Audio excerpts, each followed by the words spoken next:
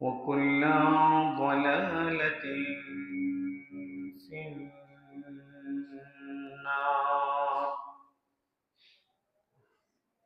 فقد قال الله تعالى في القرآن المجيد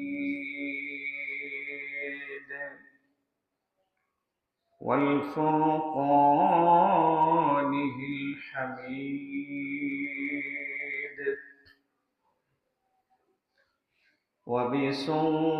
وبسلطانه القديم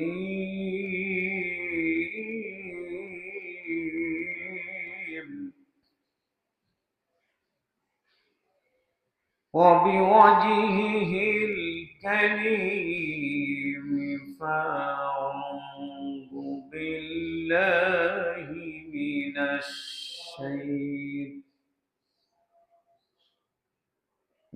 الشيطان الرجيم.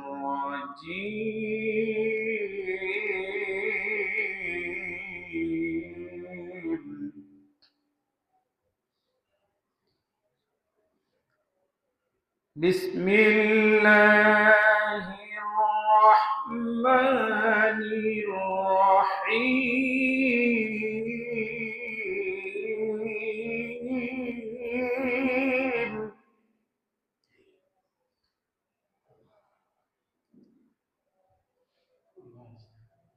قاف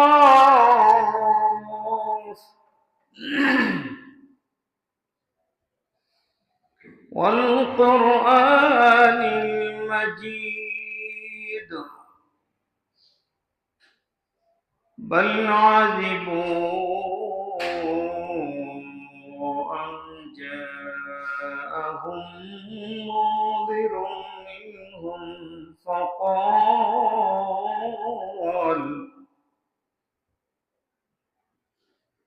فقال الكافرون هذا شيء عجيب.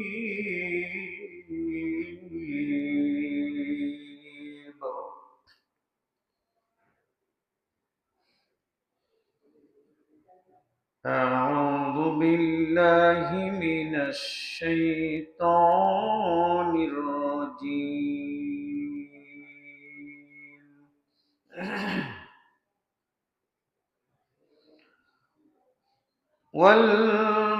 والمؤمنون والمؤمنات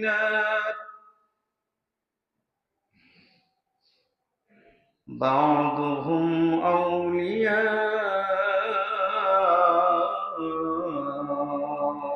بعض يأمرون بالمعروف وينحون عن المنكر ويقيمون الصلاة ويؤتون الزكاة ويطيعون الله ورسوله أولئك سيرحمهم الله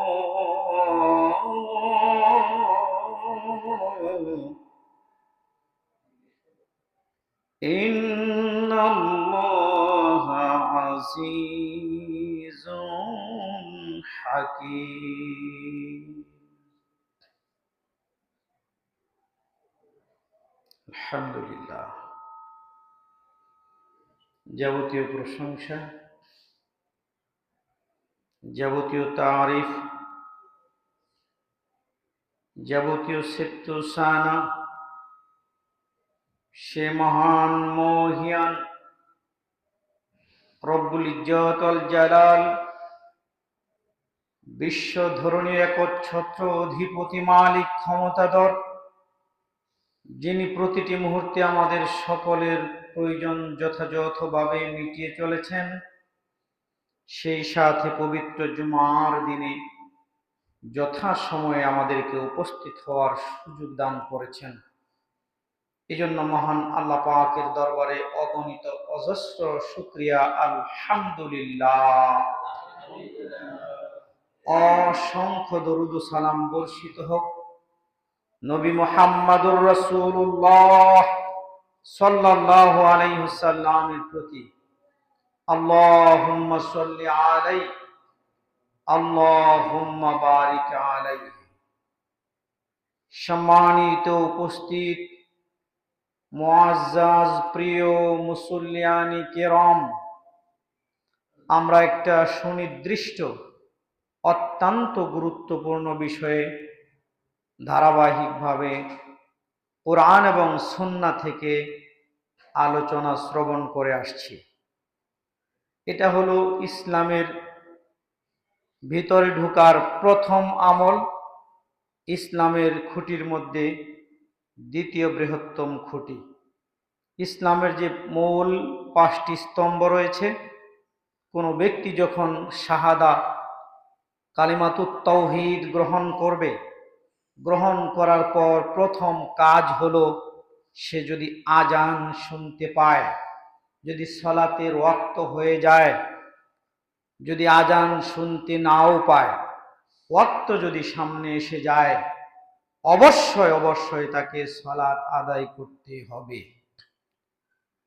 সালাত নির্ধারণ করবে তার শাহাদা, তার তাওহীদের কালেমা গ্রহণ করা ঠিক থাকবে কি থাকবে না। সালাতের সময় আসলেই সেটার প্রমাণের বিষয়। এটা আমাদের সকলের অবশ্যই জ্ঞানে গরিমায় জিহানে থাকতে হবে। কোনো ব্যক্তি যখন শাহাদা পাঠ করেছে, সালাতের ওয়াক্ত এসে গেছে, কিন্তু সালাত আদায় করে নাই, সালাতকে প্রত্যাখ্যান করেছে, তাহলে তিনি এই শাহাদার অথবা সেই কালিমাতুত তাওহীদ গ্রহণ করার কোনো মূল্য থাকবে না। তার ঈমান চলে যাবে। স্বেচ্ছায় সালাত পরিত্যাগ করার কারণে ঈমান থেকে সে বের হয়ে যাবে। সম্মানিত উপস্থিতি, সালাত স্বেচ্ছায় ত্যাগ করলে যেমন ইসলাম থেকে, মুসলমানিত্ব থেকে, ঈমান থেকে বের হয়ে যায়, ঠিক তদ্রূপ সালাত যদি রাসূলের পদ্ধতিতে না হয়, রাসূলের দেখানো নিয়মে না হয়, রাসূলের আদর্শ মোতাবেক না হয়, রাসূলের সুন্নাতে না হয়, রাসূলের দেখানো মত পথ মোতাবেক প্রতিষ্ঠিত না হয়, তাহলে সেই সালাতও ইসলাম থেকে বের করে দেয়। আপনাকে ইসলামের ভিতরে সালাত আদায় করলেই একজন মানুষ মুসলিম হবে, বিষয়টা এমন নয়। বিষয়টা হলো সালাত আদায় করতেই হবে, এবং সেটা করতে হবে বিশ্বনবী মুহাম্মদুর রাসূলুল্লাহ সাল্লাল্লাহু আলাইহি সাল্লামের পদ্ধতিতে, আল্লাহর হুকুম মোতাবেক করতে হবে। সালাতটা আপনি নিজের জন্য করেছেন, অবশ্যই নিজের জন্য, কিন্তু সালাতটা হতে হবে আল্লাহর জন্য। কার জন্য? সালাতের ফায়দাটা আমার, সালাতের ফায়দাটা আমার, কিন্তু সালাতটা হবে কার জন্য? আল্লাহ। কুরবানিটা হবে আল্লাহর জন্য, কিন্তু গোশত ফায়দা এটা কার? আমার। এটা বুঝতে হবে আপনাকে। সালাতটা উপকার হলো আমার, কিন্তু সালাতটা কার জন্য? কার নিয়মে? কার হুকুমে? কার পদ্ধতিতে? রাসূলের পদ্ধতিতে। দ্বিতীয় কোনো পথ নাই, দ্বিতীয় কোনো মত নাই, দ্বিতীয় কোনো পদ্ধতি নাই, দ্বিতীয় কোনো নিয়ম নাই, দ্বিতীয় কোনো আদর্শ নাই, দ্বিতীয় কোনো ক্যাটাগরি নাই। আপনাকে বুঝতে হবে, কোনো ব্যক্তিকে যদি বলা হয় ডান দিয়ে যাও, একটা আদেশ, একটা আদেশের মধ্যে কয়েকটা নিষেধাজ্ঞা থাকে, বোঝাতে পারিনি। একটা আদেশের সাথে কয়েকটা নিষেধাজ্ঞা থাকে, যা বলতে হয় না, যা বলার প্রয়োজন পড়ে না। যেমন যদি কাউকে বলা হয় ডানে যাও, সে যদি মাঝখান দিয়ে যায়, বৈধ না অবৈধ? হালাল না হারাম? যদি বামে যায়, তাহলে কি হালাল না হারাম? একটা আদেশ কয়েকটা হারাম প্রতিষ্ঠিত করে, কয়েকটা নিষেধাজ্ঞা প্রতিষ্ঠিত করে একটা আদেশ। আদেশের বিষয়টা হলো, আদেশ যদি চুল পরিমাণ সরে যায়, তাহলে সেটার আদেশ থাকে না। সেই আদেশটাকে নষ্ট করার জন্য একটু এদিক সেদিক স্বেচ্ছায় ইচ্ছা করে করাটাই যথেষ্ট, যেখানে আসার পরে। এখন সালাতটার ব্যাপারে আল্লাহ স্পেশালি বলেছে, কুল ইন ইন্না সলাতি ওয়া নুসুকি ওয়া মাহইয়ায়া ওয়া মামাতি লিল্লাহি রাব্বিল আলামিন।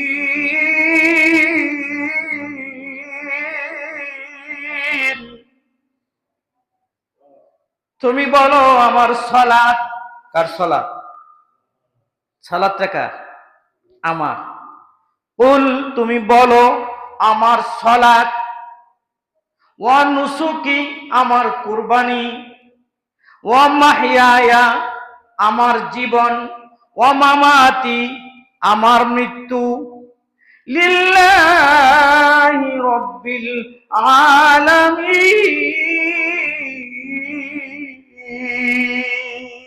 এই চারটা জিনিস একমাত্র আল্লাহর জন্য করে দিলাম। সুবহান। এবার দেখব সালাতটা কি আল্লাহর জন্য হলো কিনা। আল্লাহর জন্য সালাত হতে হলে কি কি লাগবে, কয়টা গুণ থাকা লাগবে, কি ধরনের সালাত হলে সেটা আল্লাহর জন্য নিবেদিত হবে, আর কেমন ভাবে দাঁড়ালে আল্লাহর জন্য নিবেদিত হবে। সালাতে দাঁড়ালেই আল্লাহর জন্য নিবেদিত হয় না।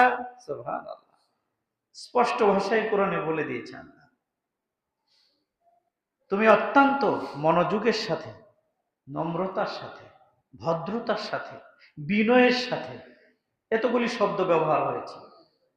সালাতকে আদায় করো যত্নের সাথে, বিনয়ের সাথে তুমি দাঁড়িয়ে যাও। তুমি যখন বিনয়ী হবে তখন সালাতটা তোমার জন্য প্রশান্তিদায়ক হবে। কি হবে?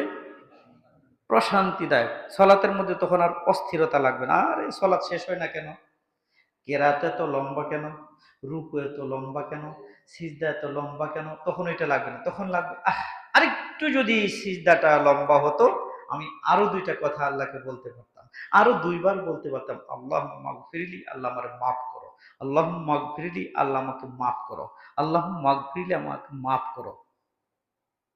আরো দুইবার বলতে পারতাম। তখন এটা জাগবে। তখন যখন আপনার মনে এটা আসবে, তৃপ্তি আসবে আল্লাহর সাথে কথা বলে, তখন আপনি বুঝবেন সালাতটা আল্লাহর জন্য নিবেদিত হতে চলেছে।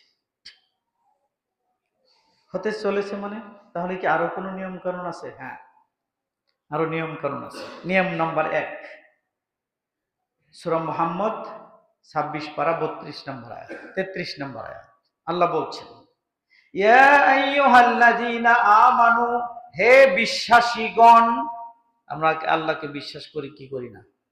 করি। তাহলে আমাদের জন্য আল্লাহ আদেশ করছেন, ঈমানদারকে নিয়ে একটা ক্লাস। এই ক্লাস নিচ্ছেন মুআল্লিমকে, শিক্ষককে, আল্লাহ। একটু ভয়ের তো কিছু নাই। আল্লামাল কুরআন, আল্লাহ কোরআনের শিক্ষক। শিক্ষককে এখন তোর ভয় থাকার কথা না। মনে করছেন যে আল্লাহর শিক্ষক বলবো, এটা কেমন কথা? আল্লাহর তাহলে কারোই করা হয় নাকি? না, আল্লাহ শিক্ষক হয়ে গর্বিত, আল্লাহ শিক্ষা দিয়ে গর্বিত। শিক্ষা ছাড়া মানুষের কোনো উপায় নাই।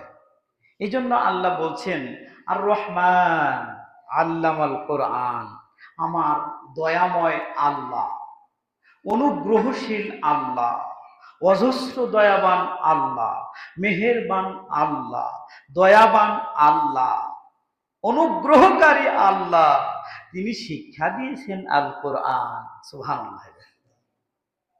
তিনি হলেন মহান কোরআনের শিক্ষক, মহান আল্লাহ তাআলা। এই জন্য আপনি যদি কোনো কাজ না করেন, সেটার যদি আদেশ দেন, তাহলে কি মানুষ শুনতে চাবে? আপনি যেটা করবেন না ওইটা মানুষকে বলবেন যে এটা খুব ভালো কাজ, মানবে নাকি? তখন আপনাকে বলবে ভালো কাজটা তুমি করো না কেন, তাই বলবে না? আল্লাহ বলছে এটা এমন একটা কাজ, সবচাইতে শ্রেষ্ঠ কাজ। তোমাদের মধ্যে ওই ব্যক্তি, খায়রুকুম মান তাআল্লামাল কুরআন ওয়া আল্লামাহ, বিশিষ্ট সাহাবী উসমান রাদিয়াল্লাহু তাআলা, যাকে জিন্নুরাইন মুহাম্মদ সাল্লাল্লাহু আলাইহি ওয়াসাল্লাম 2 জন কন্যা তার সাথে বিয়ে দিয়েছেন, তিনি হাদিসটা বর্ণনা করেছেন, খায়রুকুম মান তাআল্লামাল কুরআনা ওয়া আল্লামাহ, তোমাদের মধ্যে ওই ব্যক্তি সবচাইতে ভালো, ওই ব্যক্তি সবচাইতে উত্তম, ওই ব্যক্তি সবচাইতে খয়েরবান, ওই ব্যক্তি সবচাইতে ভালো মানুষ যে ব্যক্তি নিজে কোরআন শিক্ষা করে এবং অপরকে শিক্ষা। বলেন তো এই কোরআন শিক্ষা দেওয়ার কাজটা প্রথম কে গ্রহণ করেছে? কে? আল্লাহ। কোরআনের শিক্ষক কে? আর রহমান আল্লামাল কোরআন। আল্লাহ বলছেন আমি কোরআনের শিক্ষক। যে কোরআনের শিক্ষক হবে সে সবচেয়ে ভালো মানুষ। কিন্তু এখন কোরআনের শিক্ষকের দাম সবচেয়ে কম। ম্যাথমেটিক যে পড়ায় সপ্তাহে 2 দিন পড়ায়, মাসে 6 দিন পড়ায়, এই 6 দিন পড়ায় এর বেতন হইল প্রাইভেটের বেতন 6,000 টাকা, 10,000 টাকাও আছে, 15,000 টাকাও আছে। 6 দিন, মাসে 6 দিন পড়ায় যদি 6,000 টাকা হয়, আর যে সারা মাস কোরআন পড়ায় 200 টাকা তাও বের হয় না, 500 টাকা তাও দিতে চায় না। এটি কি এত কম মূল্য দেওয়া হয়? পরিতাপের বিষয়, আফসোসের বিষয়। এটা আমাদের নসিব খারাপ, আমাদের মন খারাপ, মনের অবস্থা ভালো না, তাই এমনটা হয়। যদি ভালো হতো তাহলে কি হতো চিন্তা করতাম, না আমার এই ছেলেটাকে যেহেতু দিন শিক্ষা দিচ্ছে, ম্যাথমেটিক্স আমার জানা যায় কাজে লাগবে না, ডাক্তারি আমার জানা যায় কাজে লাগবে না, ওকালতি আমার জানা যায় কাজে লাগবে না, ব্যারিস্টারি আমার জানা যায় কাজে লাগবে না, অফিসার এটা আমার কাজে লাগবে না, কিন্তু ওই যে হাফেজ সাহেব যে কোরআন শিক্ষা দিচ্ছে এটা আমার কাজে লাগবে। আমার ছেলে আমি যখন মারা যাব কোনো কাজে না আসলে ওই কোরআনটা পড়েছে, জানাজাটা শিখেছে, আমার লাশটা নিয়ে সামনে যখন দাঁড়িয়ে যাবে তখন ও বলার আগেই চোখ দিয়ে দর দর করে পানিটা শুরু হয়ে যাবে। অনুভূতিটা এমন হতে হবে। বিবেকের জাগ্রত বিবেকের কাজ হলো এভাবে নিজের বিবেককে জাগিয়ে তোলা, যাতে ঘুমিয়ে না যায়। আল্লাহ রাব্বুল আলামিন বলেন, ইয়া আইয়ুহাল্লাযীনা আমানু, হে ঈমানদারেরা, আতিউল্লাহ, আল্লাহকে মানো। কাকে? আল্লাহকে মানো। কাকে মানতে হবে? অনেকবার কোরআনুল কারীমে আল্লাহ বলেছেন আতিউল্লাহ, আল্লাহকে মানো, আতিউর রাসূল, রাসূলকে মানো, ওয়ালা তুবতিলু আমালাকুম, তা যদি না মানো তোমার যত আমল আছে, তোমার যত সালাত আছে, তোমার যত দান আছে, তোমার যত খয়রাত আছে, তোমার যা কিছু আমলে নেকি করেছো, আমলে সলে করেছো, তোমার সমস্ত আমলগুলি আমি আল্লাহ বাতিল করে দেব।